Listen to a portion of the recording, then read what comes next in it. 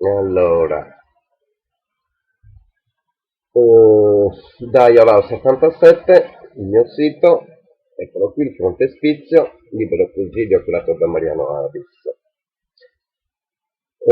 Premiata ditta bonifica italiana in terra di Sardegna. Come molti ben sanno, la Sardegna è un immenso e ingombrante sito archeologico, ha quindi bisogno di essere bonificata dalle molte presenze archeologiche lasciate dagli antichi abitatori di questa terra. È oltretutto una fondamentale questione di democrazia. Ci si chiede il perché di così tante presenze di manufatti che ricoprono a tappeto tutta l'isola, mentre ampie zone continentali ne sono del tutto prive. Per ovviare a questo annoso problema nasce a cura dello Stato italiano una società di bonifiche destinate a operare esclusivamente in terra sarda. Il motivo è semplice: si sente l'esigenza di liberare democraticamente spazi vitali per l'agricoltura sarda, in modo tale da equiparare le presenze neolitiche antecedenti agli standard italiani. Non sia mai che i sardi abbiano la possibilità di sviluppare opportunità turistiche e culturali costanti durante il corso di tutto l'anno a discapito dei territori italiani. Come si usa dire, sarebbero braccia operose tolte all'agricoltura. È per questo motivo che si sviluppa in Sardegna a pieno titolo, con la collaborazione di Maestranze Sarde, l'opera meritoria della premiata ditta. In compagnia degli amici Luigi e Roberto, io ho andato a scoprire le tracce lasciate dalla rinomata ditta italiana e vi assicuro che tracce ne abbiamo trovate in abbondanza.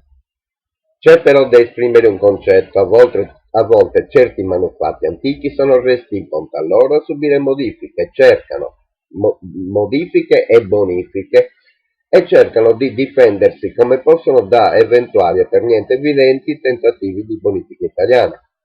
A volte capita che si difendano in maniera più che egregia e poi non sia mai che la gente pensi che certi interventi da parte della rinomata ditta siano del tutto ingiustificati. Quei buchi che vedete non è detto che sarebbero serviti a quello che state pensando.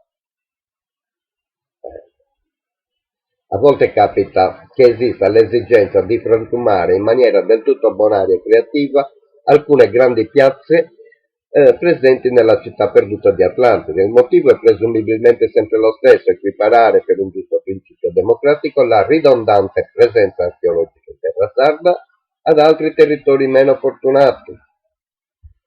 Un intervento della rinomata ditta italiana particolarmente gradito è lo stoccaggio corretto e sistematico di reperti che presumibilmente provenivano dalla copertura di molte tombe dei giganti. Dopo averle ispezionate, sarebbe stata una cattiva azione buttare in zone limitrofe alla rinfusa tali coperture. Meglio stoccarle ordinatamente, così come nella foto, in zone ben definite. Okay. Altri interventi sulla civiltà perduta di Atlantide della rinomata ditta con l'ausilio di escavatori, trowel, macchine da guerra archeologiche e pennellini, maestranze di certificata appartenenza all'illuminato popolo sardo che ha capito tutto, sono riportate nelle immagini che seguono. Questo è quarzo. Tomba dei giganti, proprio da notare la cura maniacale per tenere ordinata questa tomba. Quarzo che ricopre blocchi di piramidi, gradini di un tempio distrutto negli anni 50, quarzo, intervento agricolo all'interno della città perduta di Atlantide. Ok, piramidi. La serata è terminata con una buona pizza in attesa di vedere le stelle che camminano nel cielo.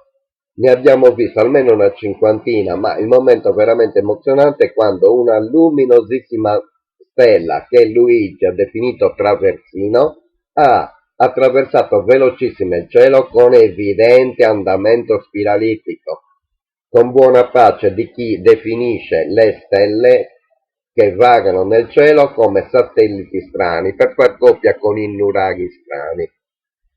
Questa è una foto, Roberto, Mariano e Luigi. Questa è la tomba dei giganti, stato Messorcus della Giallo di City. Bene, finito.